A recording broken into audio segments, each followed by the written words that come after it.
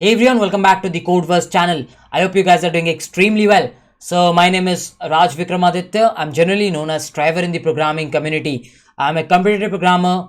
I am currently working as a SD at Media.net, and prior to this I was working at Amazon. I'm rated a Candid Master at Codeforces. I'm also rated a 6-star at CodeChef. I have a couple of years of teaching experience, and I also run a YouTube channel which has around 90,000 plus subscribers. The subjects that I'll be teaching at Unacademy will be competitive programming, data structure algorithms, C++, interview preparation.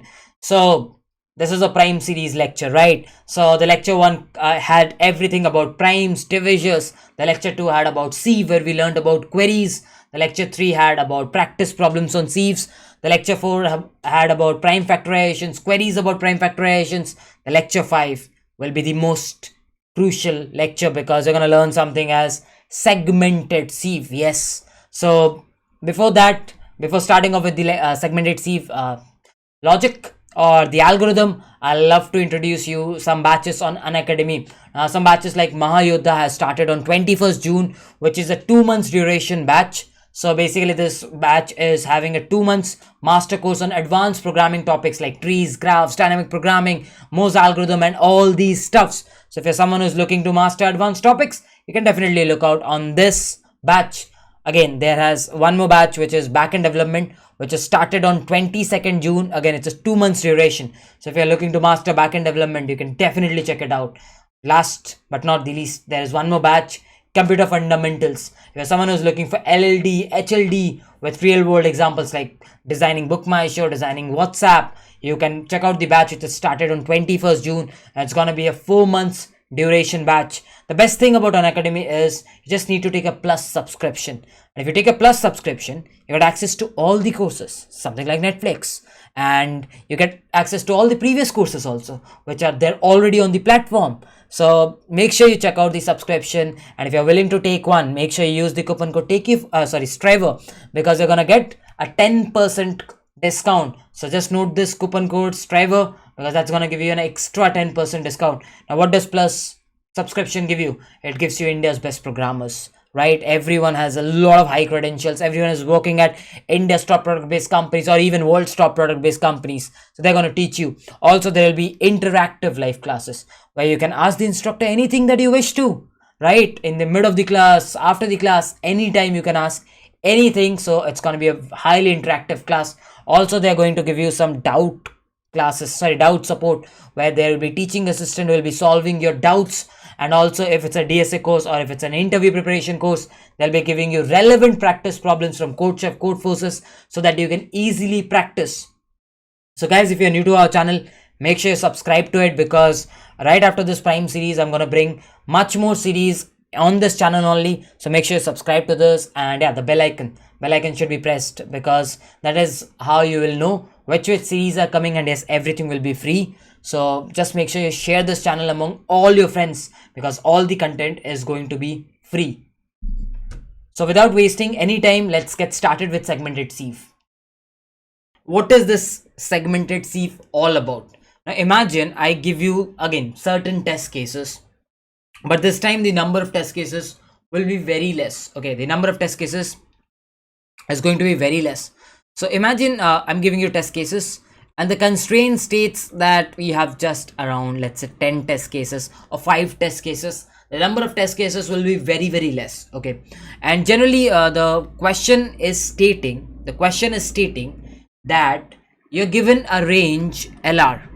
Okay, you're given a range LR. Your task is to, like, in all the test cases the range will be LR. Yes, in all the test cases the range will be LR. Your task is to print all primes in that range. Yes, all primes in that range LR. Now you will be asking, what will be the constraints of LR? So let me tell you the constraints of LR. Again, LR can be as large, yes, LR can be as large as 10 to the power 12, somewhere near about. It can be, it's not necessary it will be, like in some problems you'll see it as 10 to the power 12, in some problems you'll see it as 10 to the power 9, in some problems you'll see it as 10 to the power 10. It might be like this algorithm will work till 10 to the power 12. That is what I'm saying. But there will be a very important constraint that you have to keep in mind. That is the difference between the range. The difference between the range r minus l will be just 10 to the power 6. That's the constraints for LR. Now, what does difference between that means? And by the way, LR will start from 1. Okay, that's what does this difference between means. So if I give you, for an example, this is the test case now. For an example, one of the test cases has something like this. L as 1, R as 10 to the power 12. Is this a valid test case? No.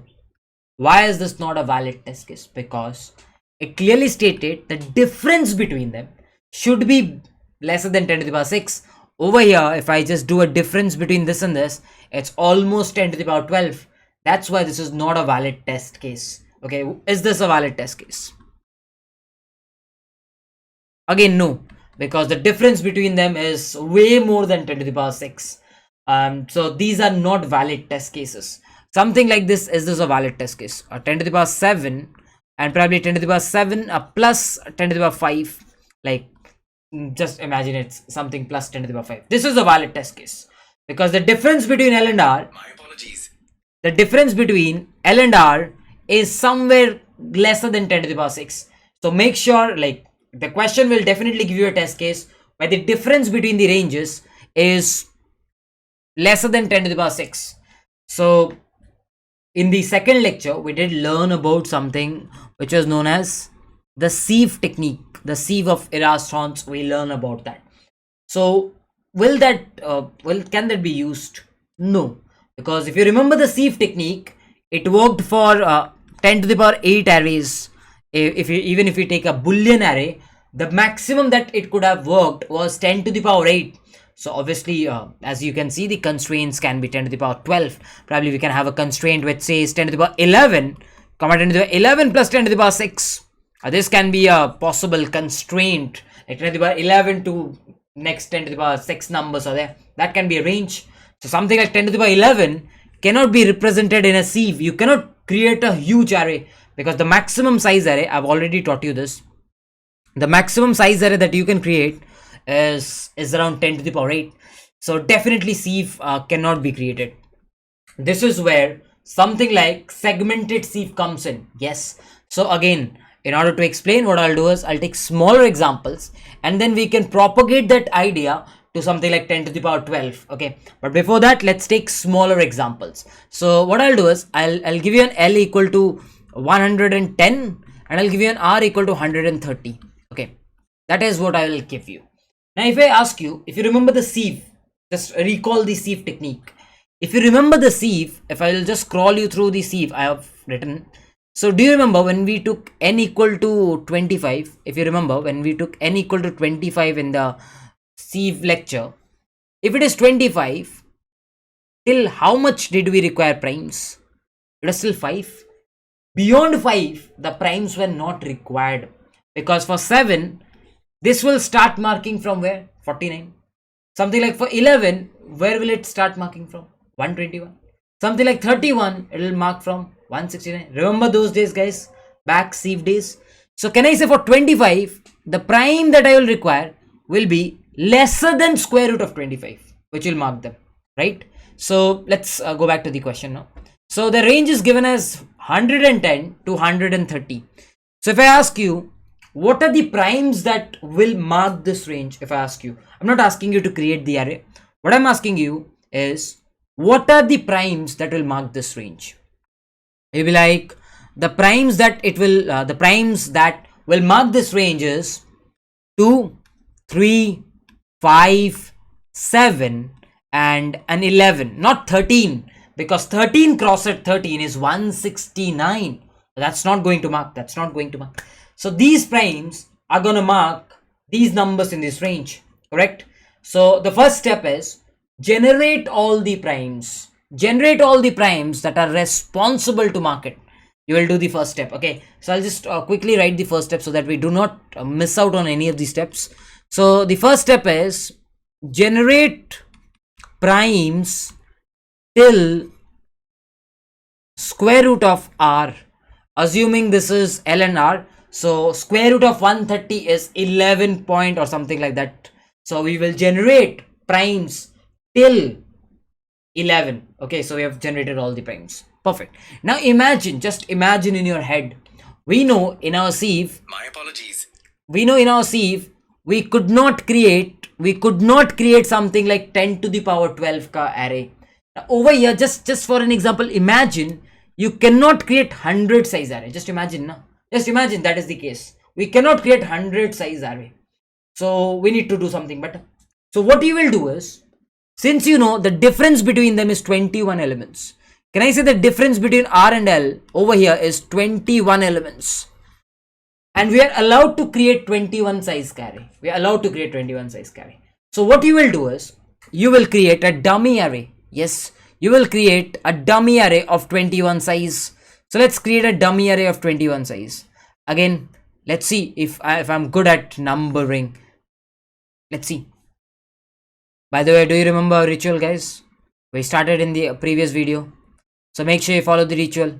After the video, if you understood, you should definitely comment understood if you understood, or samajh aa gaya. Okay, please make sure you follow it. Please follow it, huh?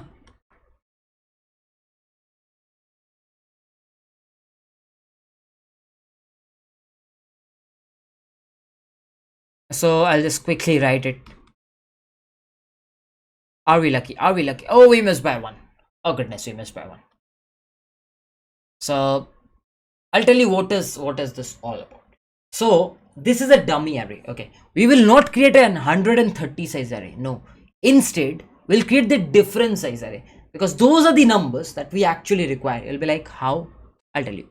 So what will happen is, these numbers, this will represent 110, this will represent 111, this will represent 112, and so on. I'll quickly write it.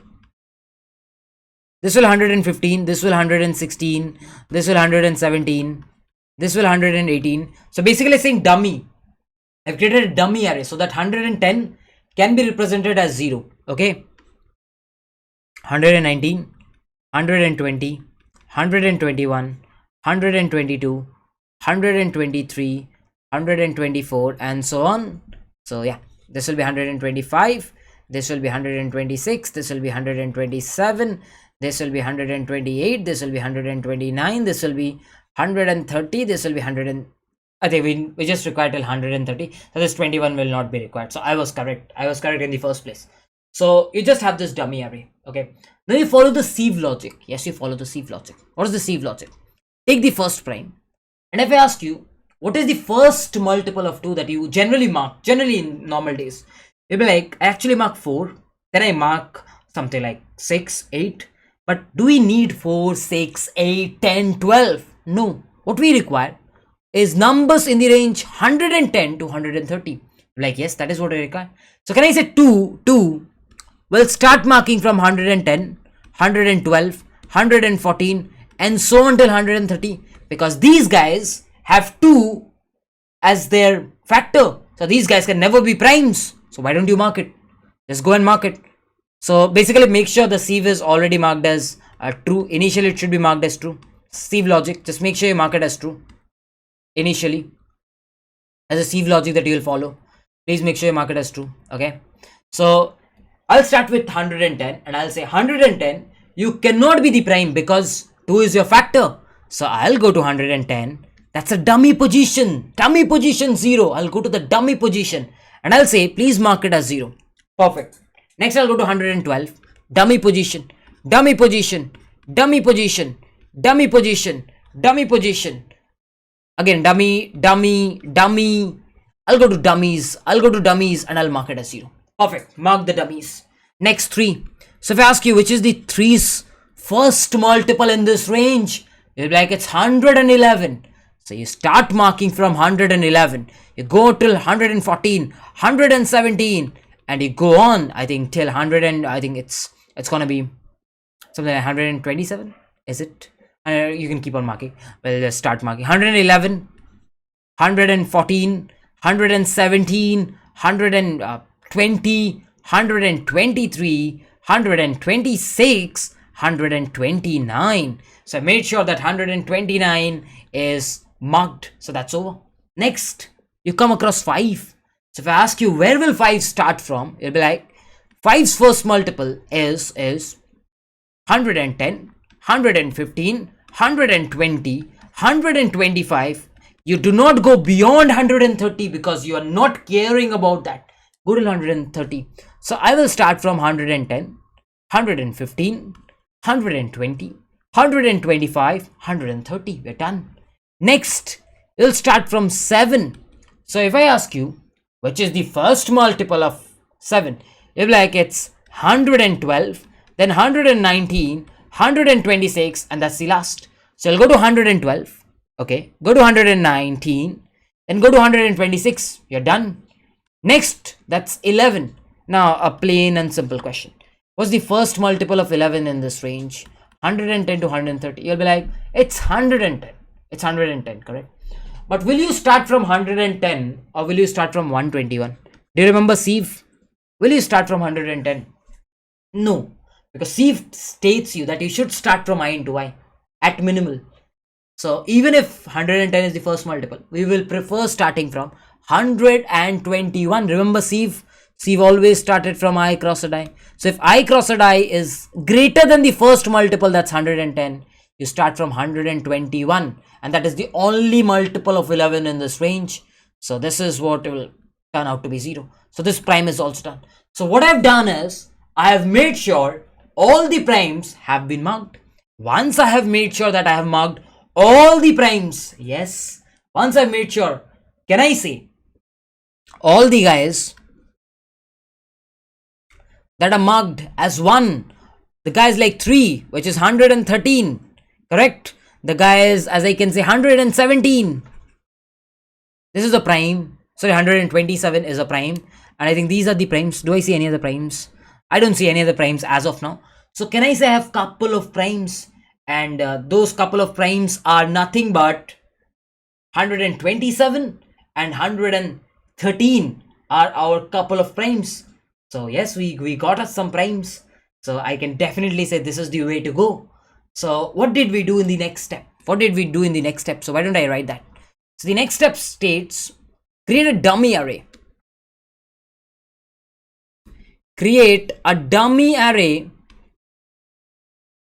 of size r minus l plus 1 and mark that with 1. Next, what was that we did? Mark all multiples of primes in range LR in dummy. In dummy is very important. So we make sure we do it. So if we follow these steps, I think our job will be done. So if I just now go back to the constraints, the constraint stated LR will be 10 to the power 12, correct? And R minus L will be lesser than 10 to the power 6. So if I ask you, generate primes till square root of R. What is R? R at maximum can be 10 to the power 12. So square root of 10 to the power 12 is 10 to the power 6. How can you generate all primes till 10 to the power 6? How can you generate? You're going to apply sieve. You're going to apply sieve to generate all the primes till 10 to the power 6, because square root of R is 10 to the power 6. Perfect. Create a dummy array of size. What is the size at maximum? 10 to the power 6. Can you create an array of 10 to the power 6? Yes, you can. Right? Mark all multiples of primes. Again, how many primes will be there if I'm taking 10 to the power 6? Around 10 to the power 5, around near about. So we can definitely mark it. So we have solved our main problem. What was the main problem? That was defining an array of size 10 to the power 12. I was able to solve this problem. And if I was able to solve this problem, I think my job is done. So we will go step by step and we'll try to code this. The code is not going to be easy, but we'll go step by step and I'll try to explain you every step in detail while coding. I hope you have understood the concept. I'll just give a quick recap of the concept. The concept stated, whatever L and R is given to you, step 1 should be getting all the primes in some data structure, because we know those primes will be responsible for saying ki these are multiples of it, so they will not be primes. So we require all the primes, and since we know by logic that sieve worked till square root of n, so the primes till square root of r will be the ones who will be responsible to mark them as false. Step 1. Next, if these are the primes, these have to mark that range. So that range is an hypothetical range which cannot be created in an array. So what we do is we create a dummy. We create a dummy because r minus l is a very small quantity which can be represented in an array. So we create that. Right after that, we take a single prime, we take another prime, we take another prime, we take another prime, and what we do is we start marking its multiples in this range. Once you have done that, we iterate on the dummy, and whichever is marked as 1, we say that these are my primes in this range. That is how you generally do a segmented sieve. So now let's go back to these steps. Let's try to code the steps. Okay, let's try to code the steps and see how tough it will be. You have an L, you have an R. Okay, by the way, you have test cases. By the way, you have test cases. Okay, so please make sure you take all the test cases. So the first thing that we observed was, what was the first thing that we observed? We required primes till 10 to the power 6 at the worst case. At the worst case, I always required primes till 10 to the power 6. Don't you think it's very optimal to create a sieve array so that we can easily get the primes till 10 to the power 6 instead of using something else? Indeed. So let's quickly do it. So we will create a sieve array at first. So let's create a sieve array. So what we'll do is we will at first again as usual we'll take n equal to 10 to the power 6. Is that 6? Yes, that is 6. Next we'll create a sieve array of n plus 1. Next we will run a loop of for I equal to, obviously starts from 2 as you remember, and we'll do sieve of I equal to the true itself, or we can create a boolean, something like that. Sieve I equal to, so obviously true, and we'll run a loop from I equal to 2 till square root of n and I plus plus. And I know if that's a prime, again I'm not explaining it in deep because we have already done this in lecture 2, lecture 3 and as well as lecture 4. I think we have done it in almost all the lectures, so I'll not go into deep. Okay, cool. Next will be j plus plus. So what we will do is, if, by the way, just make sure you mark it, no need to check, sieve of j is equal to false. So that's how you'd basically make sure the sieve is ready. So what I can do is I'll create sieve and I'll say sieve is ready. Okay, so our sieve is ready. Let's check L and R. What's the step 1? Step 1 says generate all primes till square root of R. It says generate all primes till square root of R, correct? So what I'll do is I'll simply create a vector and it says generate primes, and this guy is going to take a number. Okay, so what I'll do is I'll just go on till that number from 2. I'll keep a vector data structure. Again, Java people can take array list, a ds. I'll say if sieve of I is equal to true, that is definitely a prime. So I'll say ds dot pushback of I, and at the end I'll return the ds. So this function will generate me primes till any given number n. So if I need all the primes, can I have something like this, vector of int primes equal to generate primes, and I'll say square root of R. So will this give me all primes till square root of R? Yes. And what's the complexity taken? Square root of R, because I'm already using a sieve. Perfect. So I generate all the primes till square root of R. What's the next step? Let's check out the next step. So what's the next step? Create a dummy array of size R minus L plus 1 and mark that with 1. Okay, so let's do that. What am I waiting for? Let's do that. Step 2 says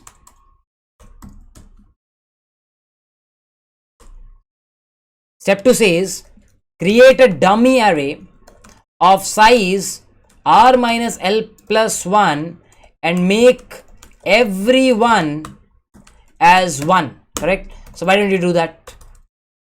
Int dummy and r minus l plus 1. Okay, and please make sure everyone is initialized as 1. So yeah, just go across to this and please make sure everyone is initialized as 1. Perfect, you have done it. Next, what is the step? What's the next step? The next step says mark all multiples of primes on dummy. Mark all multiples of primes on dummy. So I need to mark all multiples of primes. So that's the step 3.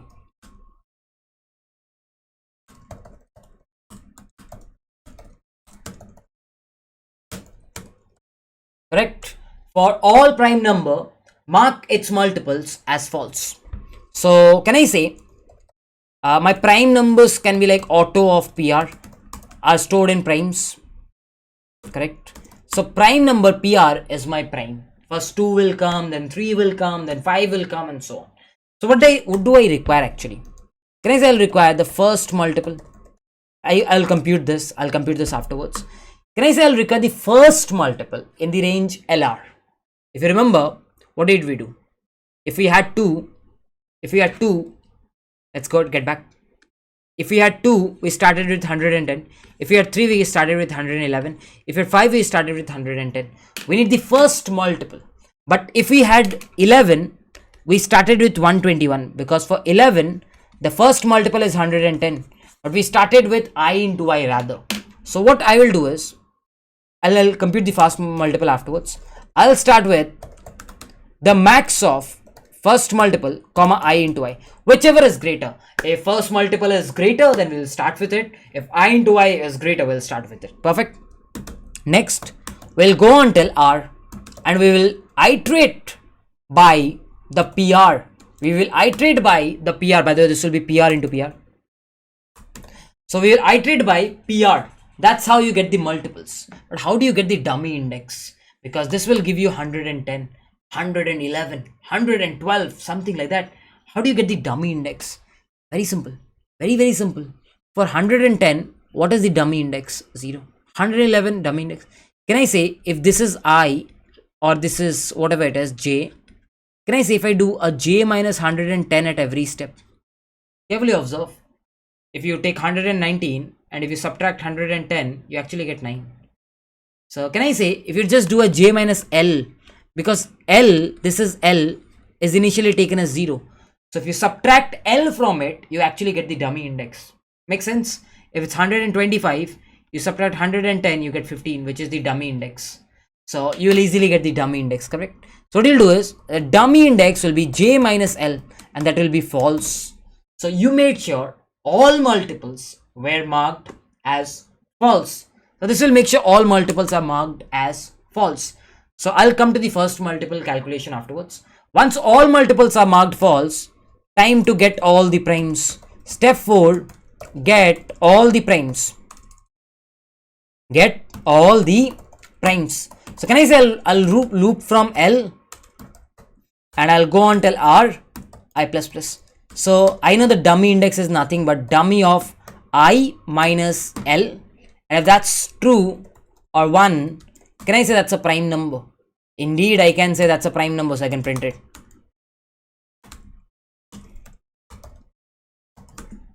So I made sure I printed. I just need to figure out the first multiple. So can I say the first multiple is very easy to find? I'll just write you a formula and you tell me if that's correct. Can I say L by I into I? By the way, this is integer division. L by I into I. So let's take a number like 110. Let's imagine the prime is 3. So 100 by 3 into 3. What will 100 by 3 give if I just do a division, integer division? This will give me 3. 20 will be 36. 36 into 3. That is what I will get, which is 108. So this guy will give me 108. This guy will give me 108. 108. So this is lesser than equal to L. And if it is lesser than equal to L, you just add a prime, that is 3, in order to get 111. So can I say, if this guy is lesser than L, I'll just add a plus I. Similarly, if I take an example, 7. Okay, so 112 by 7 into 7. Let's divide. Sorry, 110. L is 110. So in order to find the first multiple after or within 110, you'll do 7 by 110, which is 1 and something like 15. This gives me 105. Again, this is lesser than your 110. So you'll add plus 7 and you'll get 112. Again, if I just take 2, let's take 2. So 110 by 2 into 2. If you just divide it, you'll get something around, I think you'll get 5105. That is 110. This is not lesser than equal to 110. So this becomes your first multiple. So it's very simple. It's very, very simple. Can I say the first multiple is L by I? Very simple. Into I. And if the first multiple is lesser than L, then you do first multiple plus equal to PR. Sorry, it's PR, not I. Prime is PR. So yeah, that's how you'll get your first multiple. If you did not understand, you can probably do it by yourself. A dry run will help you. Why max? Because in case of 11, the first multiple will come out to be 110, but you need to take 121. That is the reason. Let's analyze the time complexity. Can I say this create C will take just a BGO of 10 to the power 6? Because that is what you're taking, the create C. The initial guy will be 10 to the power 6. Okay, so the initial guy is 10 to the power 6. Let's compute. Initial time complexity is 10 to the power 6. Okay, now what am I doing? I'm running a test case. So can I say it'll be BGO of T, assuming 10 test cases, into inside the test case. What am I doing? I'm generating all the primes till square root of R. At max, R can be 10 to the power 12. So this will become 10 to the power 6. Because at max, if R is 10 to the power 6, I'm generating till square root. So that's a 10 to the power 6 loop that I'm running over here. So this becomes a 10 to the power 6 again. Inside that, it'll be 10 to the power 6. Plus, that is done. What about this? I'm just rolling in the size of R minus L. I know the size of R minus L is 10 to the power 6. That's already been mentioned. That's another 10 to the power 6 that I'm using. Perfect. Let's roll in again. I'm iterating on primes. So how many primes for 10 to the power 6 you can have? It's near about 10 to the power 4. Somewhere greater than 10 to the power 4. Not 10 to the power 6. If you are iterating on primes till 10 to the power 6, till 10 to the power 6, if you are generating primes, that will be around 10 to the power 4. Around, not greater than that. Okay, it will be around 10 to the power 6. So I can say I'm iterating on 10 to the power 4 primes. And for every prime, are you actually running a complete loop? Like it's a loop which is sometimes jumping by 2. Sometimes it is jumping by 2, sometimes it is jumping by 3, sometimes it is jumping by 4, sometimes it is jumping by 5, sometimes by 7, sometimes by 11, sometimes by 13, sometimes. So this loop is not a linear loop. It's not a linear loop, right? So this can be called as not something like 10 to the power 6. Obviously, it's way lesser than that. That is why this can be approximated. This can be approximated to somewhere lesser than equal to 10 to the power 7, 10 to the power 8. Hence it runs. The inner loop cannot be like this. You cannot justify this, because this is something like first time it will, if I carefully write this, first time it will run for R minus L plus 1. First time it will run for by 2, the number of multiples of 2. Next time it will run for R minus L plus 1, multiples of 3. Next time it will run for multiples of 5.